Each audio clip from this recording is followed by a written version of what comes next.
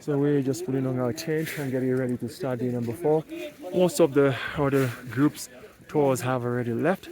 We are doing a late start today because we just think that the path is going to be very busy, which you can see. I was hoping to show you, but the clouds are in, and we're trying to avoid the crowd on the path. But I slept great last night. It was very cold. It's the coldest that I've ever experienced since I've been here. I think it was in the teens last night. But the trick is to layer up, folks.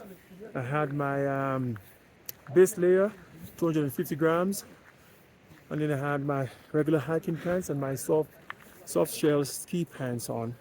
I had double socks, and for my top, I was able to wear my regular athletic long sleeve shirt, which is what I have today, this blue. And then I had the hoodie. The hoodie is good because it allows you to cover your head, since I don't want to cover my head with the entire sleeping bag, and just put the beanie on with the hood, keeps your head warm. And then I had the fleece. The fleece is a blessing. Go in that sleeping bag, I felt great. One of the things I do is a little trick, is you need to have a flask, that soft, I don't know, it's rubbery flask the hikers use. You put some warm water in there, then you can put it in the tent before you even get it in the sleeping bag, before you even get to it, and it will warm it up. And I don't use the hand warmers during the day. I just shake them up and I put them at the bottom of my feet area. Again, warms up my feet. I slept like a baby. I got up once again to pee. You must have a pee bottle unless you want to come outside, which is not a big issue, because then if your body is warm from being in the tent and the layers, the 15 degrees is not going to feel as cold. And then if you come out to pee, 1 minute, quickly go back in, I think you'll be safe. But the pee bottle, I don't want to go out, so I have a pee bottle. Again, I did well on my health checks. I've been registering mostly 90 for my pulse ox, except for last night I was in the mid 80s. So that's very good. Breakfast was great. The hardest part of today was to use the restroom. The restroom was atrocious. There were feces all over. It smells. You're not used to scooping like this. It's hard on your knees. So it's hard to go under those conditions. So hardest part of the trip. And last night was just, this morning I think, I've never seen it that messy before. It was very, very challenging to go. 2 things I'd recommend to help with that is you could sneak some plastic bags into Tanzania. Tanzania does not allow for plastic bags, but if you sneak it in your socks, just like 5 or 6 at the airport, you may get away with it, and you can wake up earlier than your guides, like 4:35, and do your business in the tent and then dispose it in the toilet, especially if it's biodegradable. Or you can take it to the toilet and turn your back away from the mess and do your business in the restroom there on a plastic bag, and then dispose it as well.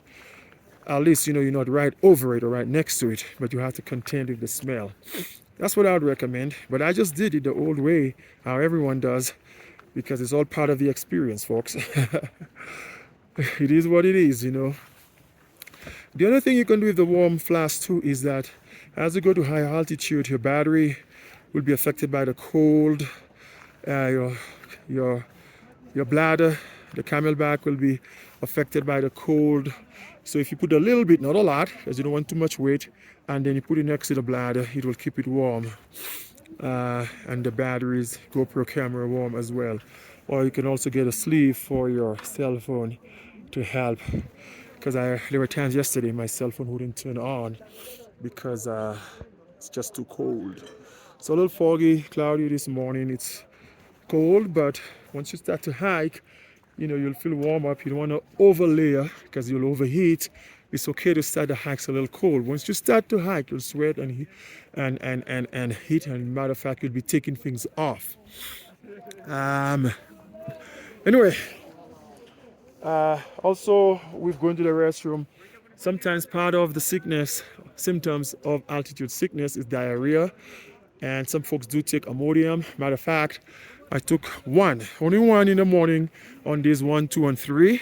Problem is, if it's gonna slow your gut motility, it'll make it harder to go when it is already hard to go under the circumstances I just outlined earlier on. So I think I'll stop taking them.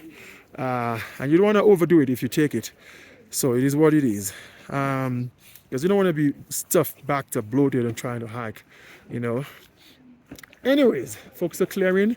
We are lit. The goal, I misled you yesterday when I told you the goal was to go around the wall and climb up. No, the goal is to climb the freaking wall. It looks extremely daunting, folks. Let me see if I can show you what it looks like, and if it rains, it's not going to be any easier. See, folks are climbing the wall right now. So we're going right in the heart of the beast. See? They are climbing the wall all the way to the top. You could see them right there. Yes, that's what we will be doing today. That looks daunting. You know, this giant wall. Kili, of course, is right there. You can see it is covered in clouds. But boy, whew, what a way to start the day. Wow, and that's why I guess we started late, because we don't want to be caught in the traffic there. So, guys are clearing the tent. We are soon there, one of the few ones left. And this is how we're going to start day 4. But day 1, 2, and 3 is in the books.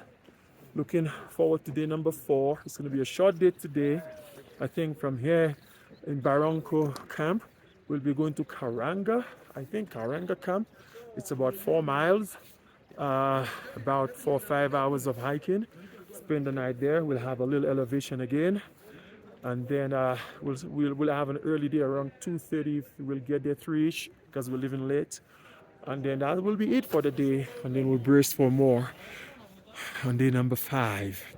So this is it. We'll see you then. Let's do this. Day number 4.